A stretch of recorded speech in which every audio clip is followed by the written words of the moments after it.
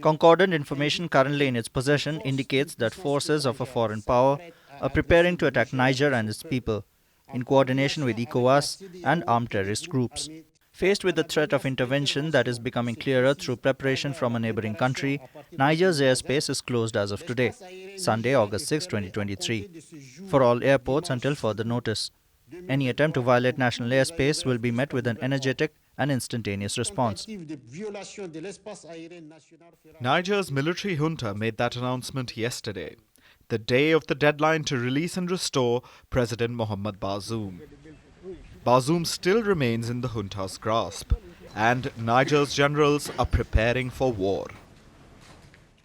As you can see, all flight activity stopped over Niger yesterday. The country is preparing for a military intervention. A military intervention by the Economic Community of West African States, or ECOWAS. That's the group that issued the ultimatum. Nigeria, a member of ECOWAS, has already cut electricity supplies to Niger.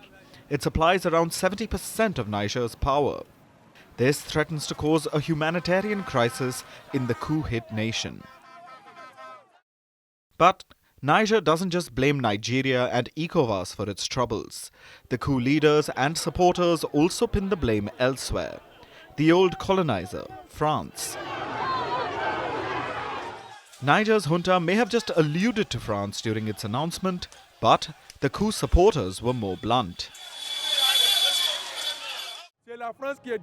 It's France that is behind this ECOWAS force that wants to attack us. I think they've noticed that we have the support of Burkina, we have the support of Mali, we have the support of a certain number of partners who are ready to attack if Niger is attacked. This is a declaration of war. It's the end of ECOWAS. Niger's junta believes it has the support of other coup-hit nations, Burkina Faso and Mali. They also happen to be former French colonies, and their leaders have also been condemning France since they took power. There's definitely anti-France sentiment that's been sweeping its former colonies in West Africa. We discussed this in detail last week, and appealing to this sentiment has helped military leaders claim legitimacy after toppling elected governments in the region. The same script is being repeated in Niger. Yesterday, the junta filled a stadium in the capital Niamey with its supporters. There were reportedly some 30,000 coup supporters present. They were seen celebrating the coup and condemning the French military presence in Niger. At the stadium, some coup supporters even chopped off the head of a chicken painted in French colors. When the French army says it is not going to leave, well, we are going to tell the French army, we, the citizens of Niger, all the citizens of Niger, I don't even mean the army, it is the citizens who are going to make them leave. France has some 1,500 troops stationed in the country, and it has reportedly not removed them so far. And their presence adds to the feeling some coup supporters have, that they still aren't free from French colonization.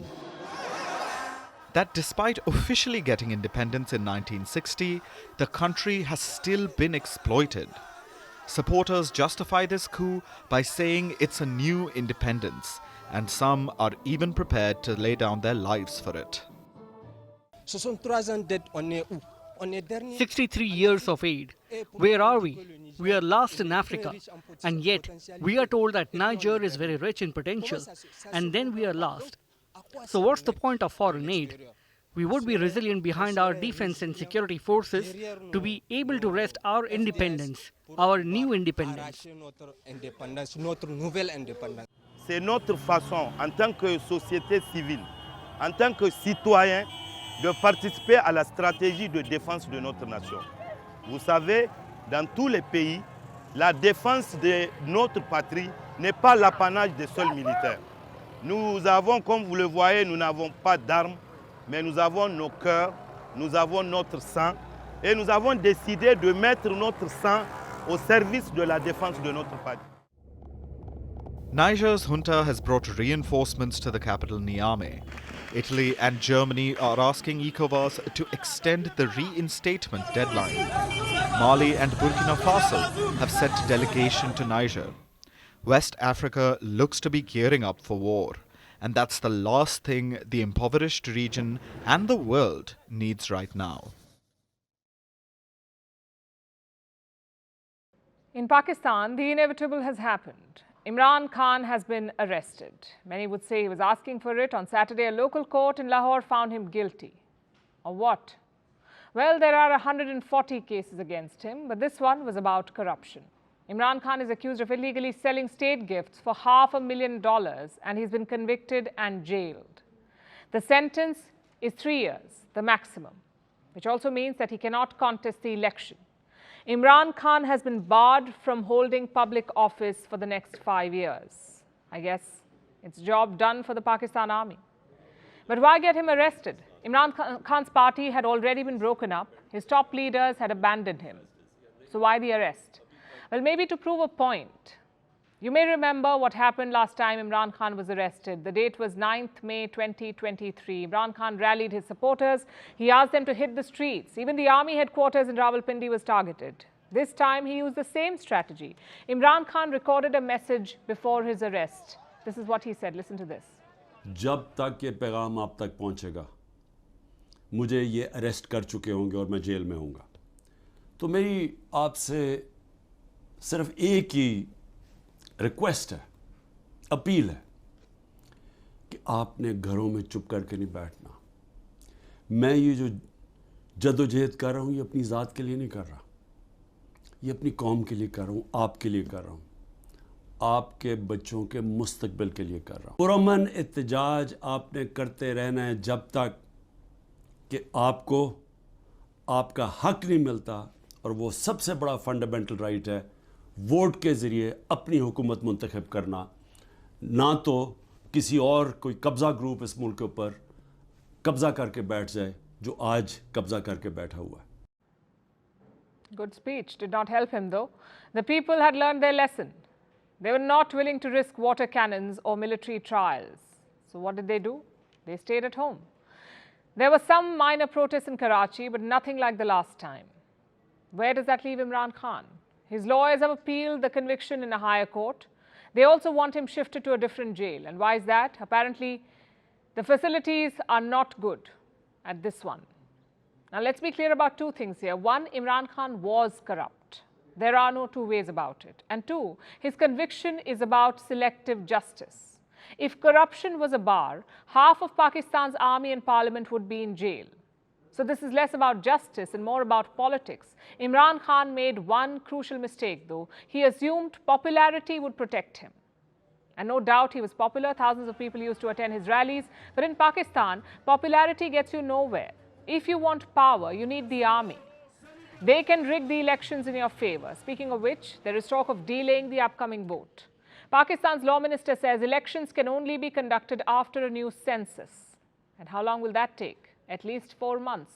The current government's term expires on the 12th of August. After that, a caretaker government is supposed to take over. It must conduct elections within 3 months, so by November. But at this rate, who knows? Maybe the army wants to tie up the loose ends. Maybe they want to ensure that Imran Khan's judicial appeal does not succeed. We can speculate, but it's impossible to really know. Looking back, what do we make of this whole episode, though, of Imran Khan's rebellion? In the month of May, the army appeared to be shaken. The scenes were indeed unprecedented. But as they say, never bet against the army in Pakistan. General Asim Munir mounted a systematic campaign. He could have doubled down and arrested Imran Khan months ago. He did not do that. Instead, he waited. First, he rounded up hundreds of Imran Khan supporters. He tried some of them in military courts. The idea was not justice. The idea was intimidation. Then he targeted Imran Khan's top leaders. More than 100 of them left the party. Some of them have even floated a new one. The army allegedly cracked down on media as well. No frenzied coverage of Imran Khan, not even regular updates. The former Prime Minister was denied all of his weapons, his supporters, his lieutenants, and his public platforms, all gone. The final step of that plan was the arrest. It was a cold and calculated trap something Imran Khan, the captain, would have been proud of. But the people of Pakistan won't be surprised. This is a cycle they're used to. The army takes what the army gives.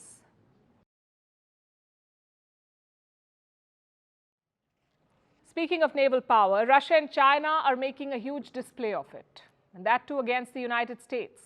Last week, they carried out a joint operation. Russia and China carried out a joint operation. Their vessels moved towards the US. Around 11 of them. They sailed towards this location, Aleutian Islands in Alaska. Now, Alaska is a strategically important American state. It doesn't border mainland US. At the same time, it has a maritime border with Russia. So Alaska is vulnerable, which is why last week's operation was so daring. Experts say it is unprecedented. Such a large flotilla has never sailed towards the United States. They're calling it provocative and aggressive. So two questions here. What was the flotilla doing there? And what is Washington doing about it? On paper, it was supposed to be a joint exercise between Russia and China, just an innocent patrol. China says it was not targeted at a third country, but the Americans are not buying it. They have responded in kind. The US has deployed 4 destroyers near Alaska. It has also sent a reconnaissance plane. So America means business. But Alaska was not the only provocation. China was targeting the Philippines as well. On Sunday, 2 Filipino vessels were running a supply mission. They were heading to the Spratly Islands. It is located in the South China Sea. It is claimed by multiple countries, including China and the Philippines. So on Sunday, 2 vessels were headed there, the Spratly Islands. But one of them never made it. It was intercepted by a Chinese Coast Guard ship. Take a look at what happened next.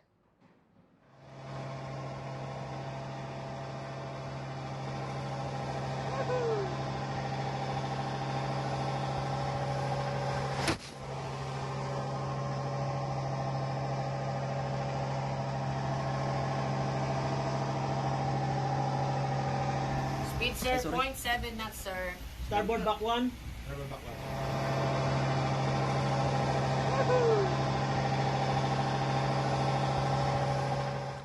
In case you missed that, let me explain what happened here. The Chinese ship fired water cannons at the Filipino vessel. Now, this is not normal practice.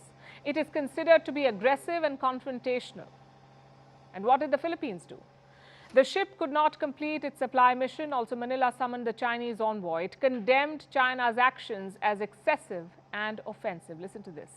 We continue to assert our sovereignty. We continue to assert our territorial rights in the face of all of these challenges, and consistent with the international law and UNCLOS especially. So that is always been our stand, and that will. But we still have to keep communicating with the Chinese government, with President Xi, with Beijing. China, of course, does not see it that way. They claim most of the South China Sea, including the Spratly Islands. So Beijing is blaming the Philippines for what happened. They say the Filipino ships violated China's sovereignty. Now, there is some history here. The South China Sea spans over 3.5 million square kilometers. It is important for 3 reasons. One, the natural resources. Lying below the South China Sea are energy treasures, around 11 billion barrels of oil and 190 trillion cubic feet of natural gas. Secondly, the trade routes. Goods worth $5 trillion pass through this waterway. And 3, Taiwan. The South China Sea is key to repelling a Chinese invasion. The US is counting on that.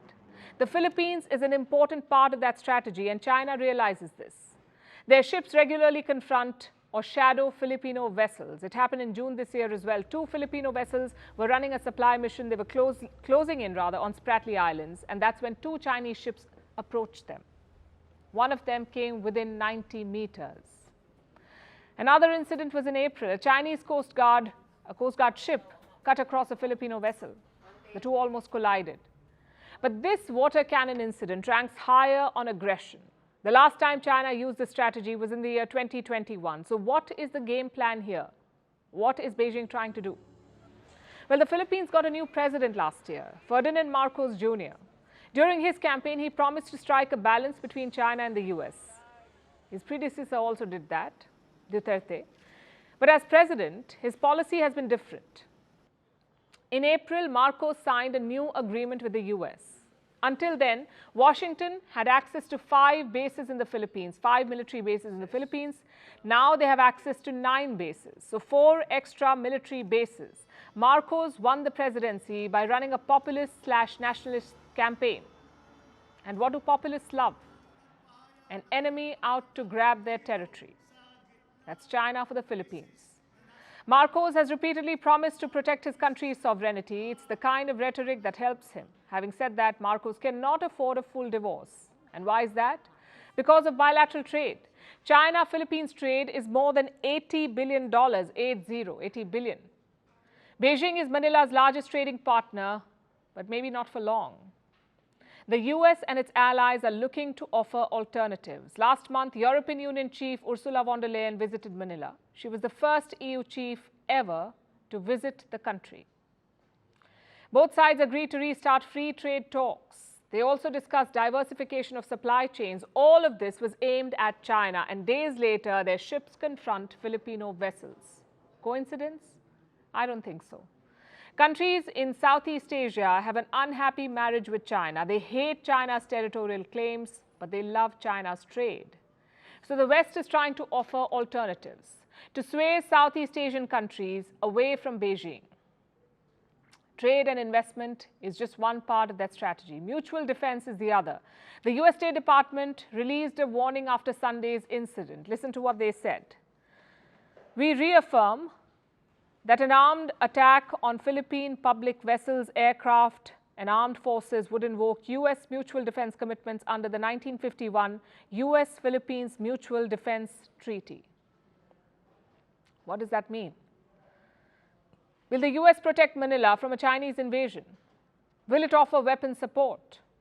Or will Washington deploy troops and carriers? The treaty does not mention any of that. It is ambiguous, maybe by design. China has repeatedly tested this ambiguity by harassing Filipino vessels. So far, the US response has been limited. Strong criticism, but no military response. Not like the one that we saw in Alaska. Such incidents have become the new normal in the Pacific. America flexed its muscles when Alaska was involved, but will it do so for allies in the region? That is what China is probing for.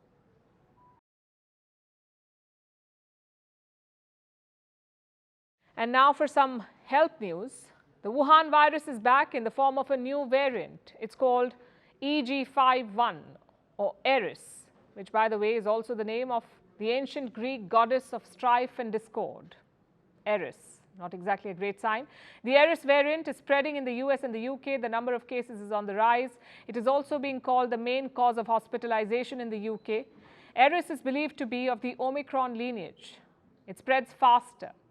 The World Health Organization says Eris is a variant it is monitoring, meaning it's not the worst or the most alarming, but it may cause concern, mostly because the immunity from previous infection or vaccination may be waning. Does that mean they're building a case for another booster? Here's a report.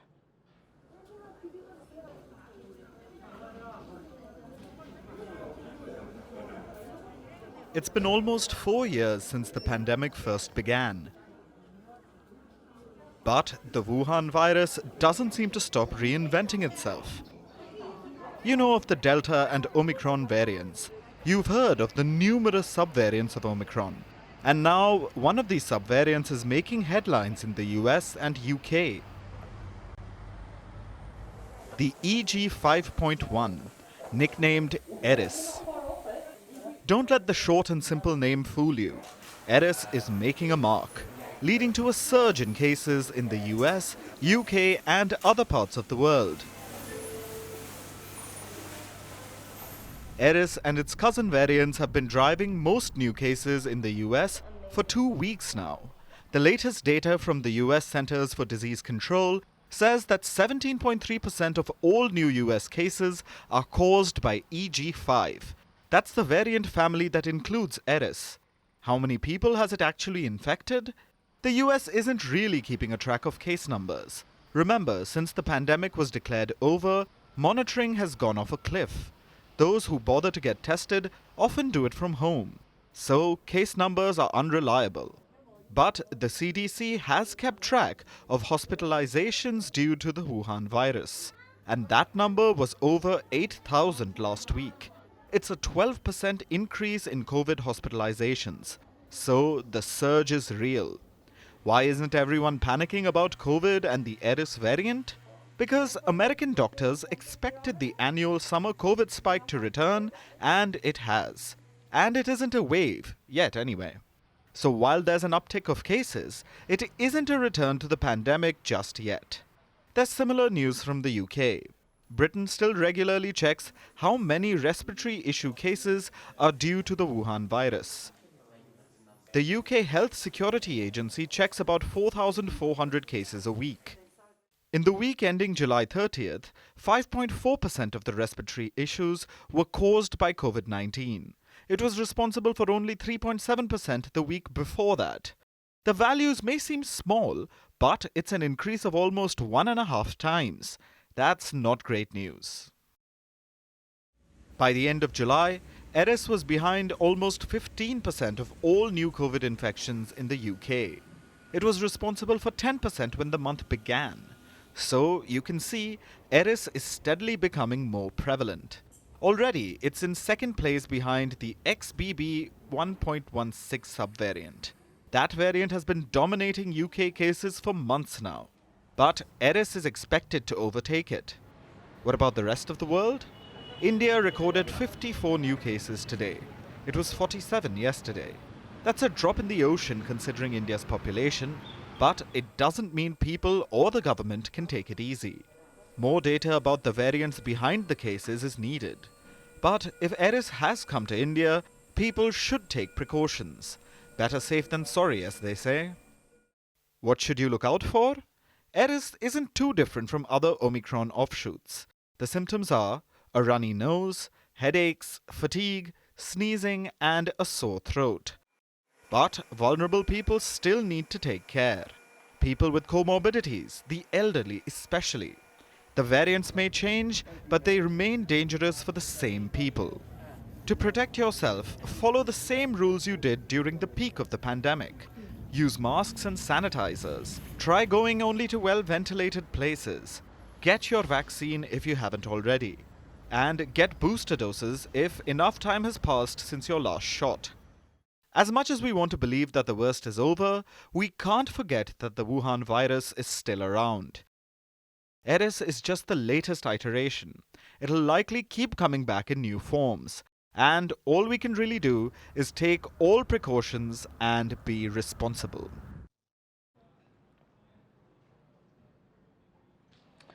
About a year ago, a survey was held across 17 countries. The list included the US, India, and the Netherlands. People in these countries were asked one question: what do you feel about returning to office? 2/3 of them had only one response: don't ask us to come to office or we'll quit. It was a bold claim, also a hollow one, because most of them are now dragging their feet to work, competing for parking space in offices and returning to their dull desks. What does it tell you? Crusaders of hybrid work are on the losing end of this war. Work from home is dying a slow death. The President of the United States of America agrees. Joe Biden has directed federal workers to return to office. It's a quote-unquote priority for him. Many say about time. When federal employees work from home, they waste taxpayer money. Many cabinet agency headquarters are on rent. They cost the government millions of dollars a month. It comes up to about $5 billion every year to lease office space for the government. $5 billion, $2 billion annually on maintenance of buildings. And what for? These buildings have become a shadow of their former selves. On most days, they sit empty. The average occupancy is about 20%. So now the US government is calling staff back, and it's joining a slow but sure migration. A reverse migration, as some like to call it. People are bidding goodbye to Zoom and being hauled back to conference rooms. And leading this change are Wall Street firms, followed by tech giants like Apple, Meta, Google, and X, formerly Twitter. Also, speaking of Zoom, it slammed an ironic, if not the last nail in the coffin. Zoom has been the flag bearer of remote work. 3 years ago, the pandemic upended work patterns. It forced people into working from home, and Zoom became the go-to video conferencing service. This company revolutionized work from home. In 2020, its shares skyrocketed. They increased sixfold. But towards the end of 2021, they fell drastically. And since then, Zoom has lost $100 billion in market value. Quite the roller coaster. Also an indication of the change in work patterns the world over. Turns out, even Zoom is not immune to this post-pandemic shift. Zoom is now calling employees back to office at least 2 days a week. And with this, Zoom is joining a long list of companies. 90% of companies across the world have asked their staff to work from office. Some offered incentives to get them back. Some say they will fire workers if they don't return. So a bit of love bombing and then harsh measures, all to get people back. You may wonder why.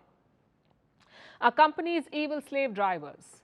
Are they bored of offices turning into ghost towns? Are they worried about coffee machines gathering dust? Well, probably not. They have a different reason for calling you back: boosting productivity.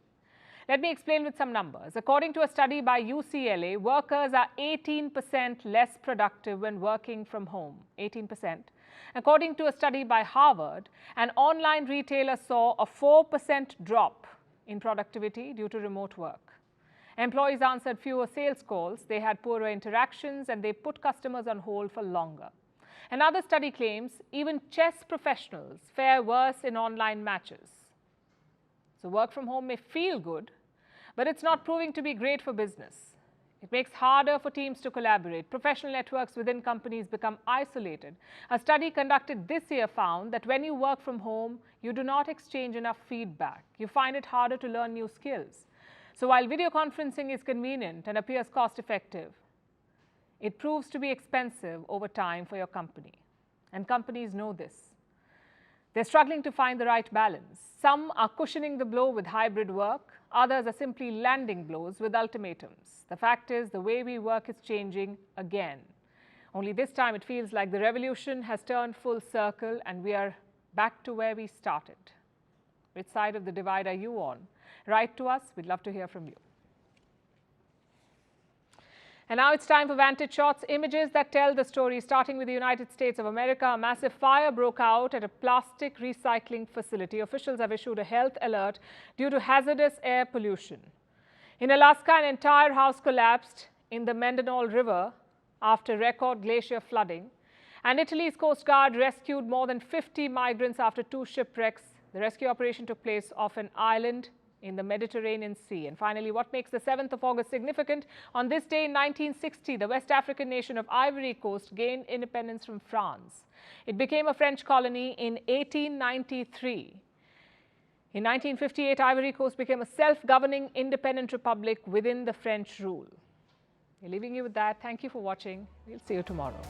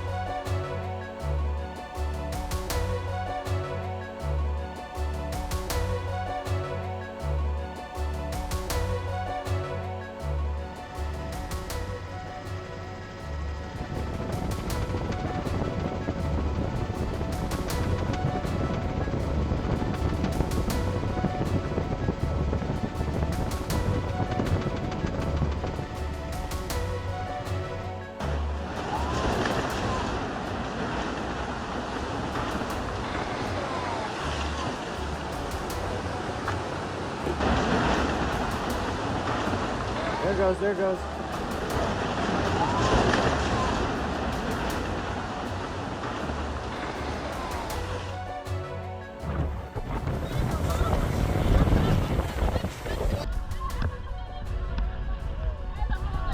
Recuperali tutti.